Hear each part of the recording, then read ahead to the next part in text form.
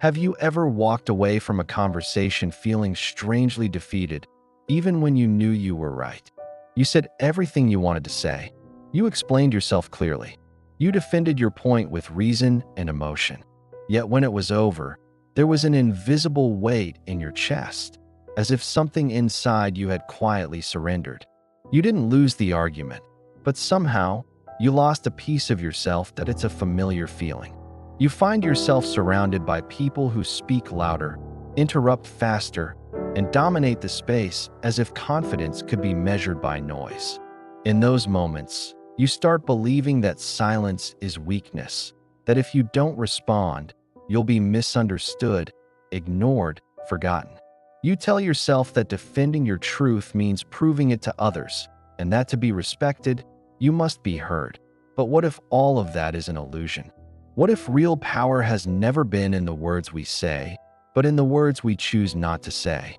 Nietzsche, one of the most misunderstood minds in history, saw something that few dared to confront. He realized that the ones who talk too much are often the ones trying to convince themselves. Those who argue endlessly are already at a disadvantage, because their need to prove reveals their insecurity. The stronger spirit, Nietzsche believed, is the one who no longer needs to explain that we live in a world addicted to argument, a world that confuses reaction with strength and noise with truth. Every discussion becomes a small war for validation. But nature proposes something different, something deeper. That silence itself can be the highest form of communication. Silence can disarm, confuse, and reveal more than any speech ever could. Because silence is not emptiness. Silence is presence. It is the invisible pressure that unsettles the arrogant and humbles the loud. It forces others to face themselves, to confront the echo of their own insecurity. So, if you've ever felt like the quiet one in a world of noise, know this: your silence is not your weakness. It can be your greatest weapon. The moment you stop explaining yourself to those who cannot understand you, you begin to reclaim your strength. This is not about hiding. It's about mastery. True power does not need to shout. True power does not chase validation. It simply stands, still and unmoved, while the world tries to understand its calm. We live in an age obsessed with being right. Everyone is trying to prove something, to defend, to correct, to dominate. Scroll through social media, listen to any debate, walk into almost any conversation, and you'll feel it. That anxious need to respond, to be the one who has the last word. We are addicted to explanation. We have come to believe that truth must be fought for, that silence is surrender, that if we don't defend ourselves, someone else will define us. But Nietzsche saw through this illusion. He believed that our compulsion to justify ourselves, to prove our point, is not a sign of strength, but of weakness.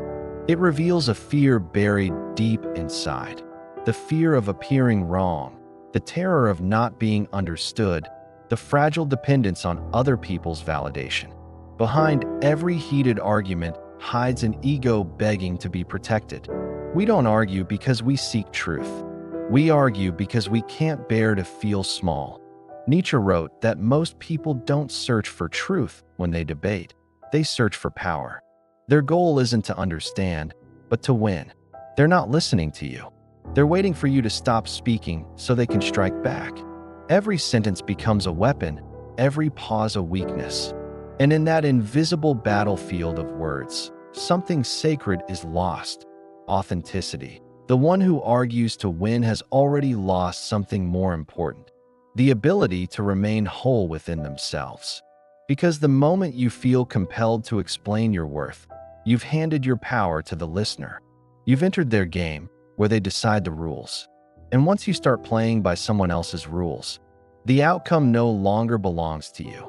Nietzsche called this the morality of the herd, the instinct of those who need to be accepted, approved, and understood by the crowd. The herd morality rewards those who fit in, who adapt, who play nice. But it punishes the individual who stands apart, who refuses to explain himself, who dares to walk alone.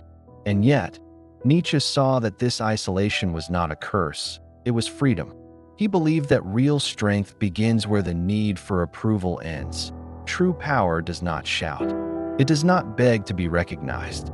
It simply exists, quietly, undeniably. The person who doesn't need to argue cannot be defeated because they've stepped outside the game entirely. Their calmness becomes their shield. Their silence becomes their weapon. Think about it. When someone refuses to react, when they meet aggression with stillness, it creates tension. Their silence becomes unbearable to the insecure. Because in that silence, all the noise of others echoes back at them. They begin to reveal themselves, to over-explain, to project, to unravel. Meanwhile, the silent one observes, detached, grounded, unmoved. This is the paradox Nietzsche uncovered. The strongest person in a conversation is the one who speaks the least, not because they lack words, but because they don't need them.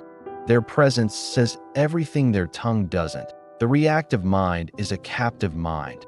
It dances to the rhythm of provocation. But the observing mind, the one that remains still, is untouchable. It doesn't play defense because it doesn't recognize attack. It doesn't rush to prove itself because it knows what it is. And this, Nietzsche believed, is where real intelligence begins, not in the cleverness of speech, but in the mastery of response. He compared the reactive person to an actor on a stage, constantly performing, desperate for applause.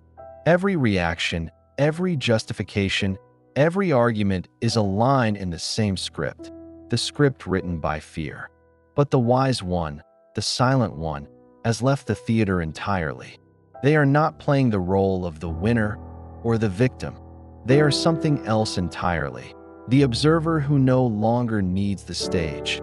When you reach this point, something profound happens. You stop defending your truth. You start living it. You stop arguing with those who don't see you. You start choosing silence, not because you have nothing to say, but because you finally understand that not everyone deserves to hear you. This is not passivity. It is precision. It is knowing when to act, when to speak, and when to let silence do the talking. Because sometimes the greatest statement is no statement at all. Nietzsche wrote for those who could bear to stand alone, for those who were brave enough to let go of the need to convince. He believed that strength is not in conquering others, but in mastering oneself. And in that mastery, silence becomes the highest form of expression. When you no longer rush to explain, people begin to feel your presence instead of hearing your words. Your quietness becomes magnetic. It makes others question their own noise. They don't know why they can't stop thinking about your silence, why it feels heavy, commanding, unshakable. It's because your silence speaks a language they've forgotten. The language of power without performance. The next time you feel the urge to argue, to explain, to correct, pause, breathe, and remember, the one who can stay silent while others lose control already holds the real power. There is a silence that weakens, and there is a silence that conquers. Most people confuse the two. They stay quiet out of fear, out of guilt, out of habit. But Nietzsche spoke of a different kind of silence, one born not from submission, but from strength. A silence that radiates authority, a silence that disarms. That he called it the mark of the Übermensch, the higher individual who no longer reacts to the world, but bends the world around his presence. The Übermensch does not win debates. He doesn't need to. His strength lies in restraint, in the terrifying calm that makes others lose theirs, because silence is not empty. It is a presence so powerful that it forces others to face themselves. It is the invisible mirror that reflects every insecurity, every bluff, every hidden fear. And in that reflection, most people crumble. While others rush to explain, the silent one watches. While others shout to be seen, the silent one becomes unforgettable. His quietness is not absence, it is tension. It's the unspoken statement, I do not need to prove myself to you. Nietzsche believed that this form of silence is the ultimate self-control. the art of mastering one's impulses, of choosing when to speak and when to let stillness do the work. Because every word spoken is a move revealed, and every emotional reaction is a weakness exposed. The Übermensch holds his ground in silence, not because he has nothing to say, but because his presence already says everything. He understands that silence, used with intention, is not the absence of power, it is its purest form. And in a society addicted to noise, those who master silence become kings. They command attention without demanding it. They lead without announcing it. They dominate not through volume, but through presence. Silence, when born from strength, is not retreat. It is control. It is strategy. It is power in its most elegant form. Silence is not the absence of sound. It is the presence of something greater. It is a mirror that reflects what most people spend their lives trying to hide. When you choose not to react, you're not just withholding words. You're forcing the other person to confront their own noise. And for many, that is unbearable. Psychologists know what Nietzsche sensed long before science did, that silence triggers anxiety. It removes the familiar rhythm of conversation, the reassurance of noise, and leaves the mind suspended in uncertainty. When someone expects a reaction and doesn't get one, their brain scrambles to fill the void. The amygdala, the center of fear and insecurity, activates. Doubt begins to whisper, "Did I say something wrong? Are they judging me? Do they see through me?" And in that fragile moment, silence becomes a psychological weapon. It exposes insecurity without a single word. It forces projection. They begin to reveal themselves, to speak too much, to explain what doesn't need explaining. The more they talk, the more they uncover their own weakness. This is why manipulators fear silence. They depend on reaction to control you. They provoke to pull you into their rhythm, to make you dance to their emotional tempo. But when you stay silent, their power breaks. You've taken away their oxygen. Without your reaction, they lose their grip, and their calm facade begins to collapse. But silence doesn't just test others, it tests you. Remaining silent when your ego screams to be heard is one of the hardest things a person can do. Because silence doesn't only reveal others, it reveals you. It exposes your own impatience, your own fear of being misunderstood, your own need to feel seen. To master silence, you must first face that inner noise, the restless need for validation that lives inside everyone. And that's why Nietzsche saw silence not as a passive act, but as the beginning of transformation. When you can hold stillness, inside the storm of your own mind, you begin to master yourself. You learn to see, to listen, to wait, to respond only when your strength, not your insecurity, decides to. Because silence, in the end, is not just about controlling a conversation. It's about conquering yourself. Now that you understand how silence shapes the minds of others, it's time to learn how to wield it, not as avoidance, but as art. Silence, when used with awareness, becomes a weapon of precision. It's not passive, it's deliberate. It's the mark of someone who has stopped being controlled and has started to control the field itself. Nietzsche believed that self-mastery begins when you no longer react out of impulse. And that's exactly what these 4 weapons of silence are, strategies to move beyond reaction and into power. The first weapon is restraint. Be silent when your will screams to respond. It is in that tension between the urge and the action that strength is born. Every time you resist the temptation to explain yourself, you cut the strings that others use to pull your emotions. Restraint is not weakness, it's control. It's the refusal to give someone the satisfaction of steering your mood. The second weapon is observation. While others speak, you listen, not to respond, but to see. You listen like a hunter listens for movement in the forest. You notice the tone, the insecurity behind their confidence, the contradiction hiding behind their certainty. You learn their rhythm, their emotional language, and in that awareness, you gain silent dominance. The third weapon is time. Let silence last. Let it breathe. Most people rush to fill the void, but the one who waits controls the pace of the entire interaction. The longer you can remain still, the more the other person reveals. Tension is power, and time amplifies that power. The fourth weapon is unpredictability. Silence makes you mysterious. When people can't predict your reactions, they start to fear them. And fear gives you control.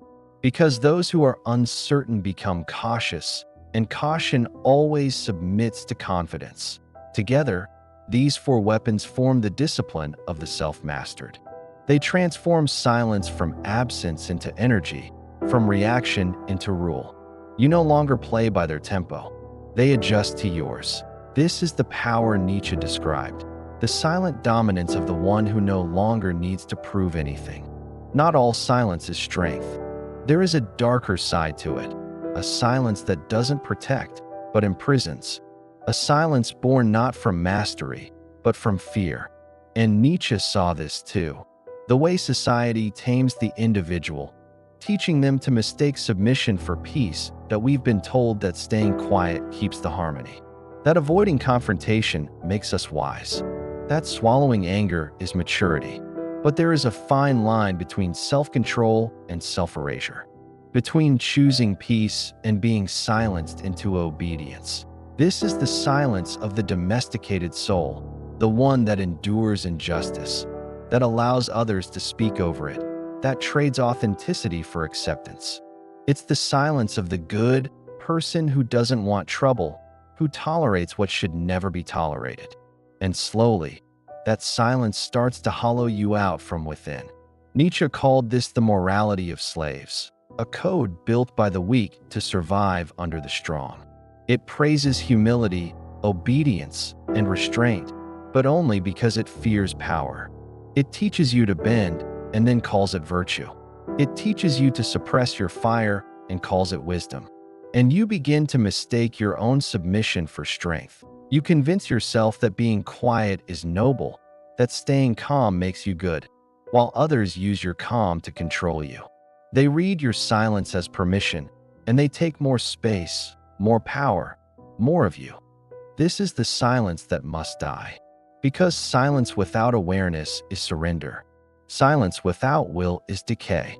It is the invisible chain that keeps you trapped in the expectations of others. Nietzsche's path was not about becoming passive. It was about transforming weakness into will. He demanded that silence serve you, not consume you. That it become a weapon of presence, not a wound of repression. True silence doesn't shrink before the world. It stands tall within it. It says, I will not shout, but I will not bow either. It commands respect, not through noise, but through undeniable existence.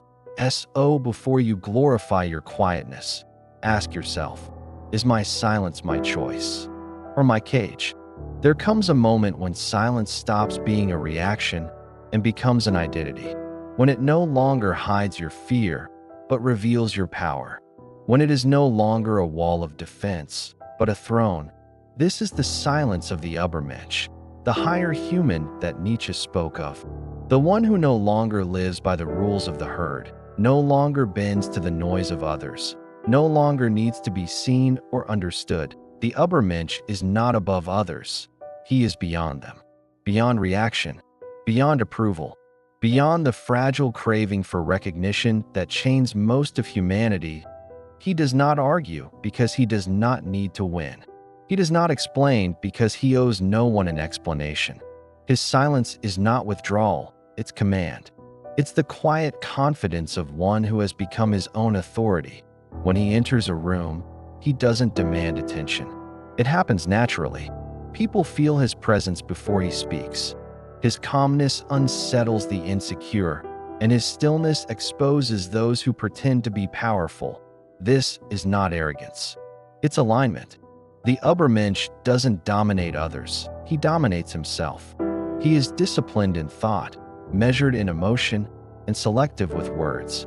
Because he understands that every reaction is an exchange of power, and he will not spend his energy cheaply. His silence has weight because it's filled with awareness. Every pause, every look, Every breath becomes intentional. He shapes the world not through force, but through the gravity of self-control. This is the silence Nietzsche admired, not the silence of obedience, but of one who has transcended the need to obey. It's the stillness of a warrior who no longer fights, because he already stands victorious within himself. To become this kind of person requires courage, the courage to detach from the noise, to stop performing for acceptance, to stand alone without apology, because in the end, the one who masters silence is the one who has already mastered life. There comes a moment, after all the noise has faded, when the world feels like it's holding its breath. That's where Nietzsche's wisdom truly lives, not in speeches or declarations, but in the quiet recognition that power is something you become, not something you prove. We spend most of our lives trying to be heard, desperate to explain, defend, and convince. But every time we chase approval, we hand our strength to the very world we're trying to conquer. The more we speak to be understood, the less we understand ourselves. Silence, then, is not the absence of communication. It's the highest form of it. The one who can hold silence without fear holds mastery over both mind and moment. Nietzsche understood this, that silence is not retreat, but rebellion. It's the refusal to dance to society's rhythm. The Übermensch is not loud, not righteous, not reactive. He is present. His stillness is not passivity, but precision, a weapon honed by restraint. When you choose silence, you choose to rise above the noise that consumes most people. You stop reacting and start directing. You become the mirror that exposes others, the calm in which their chaos echoes back at them. This is what Nietzsche meant by creating your own values, to no longer be pulled by the currents of validation, anger, or fear. To remain still while others tremble is the essence of strength. But remember, silence without awareness is only emptiness. To wield it as power, it must be intentional, guided by clarity, not cowardice. The silence of fear hides. The silence of mastery reveals. When you know who you are, words become optional. Every glance, every pause, every breath speaks for you. The next time the world provokes you to react, pause. Let silence expand between you and the moment. Feel how the noise loses its control. In that pause, you reclaim your freedom. Nietzsche's hidden power was never about dominating others. It was about dominating the self. And that's where true influence begins. Not in being louder, but in being grounded enough to need no noise at all. The final lesson is simple. The weak need to be heard. The strong are simply felt.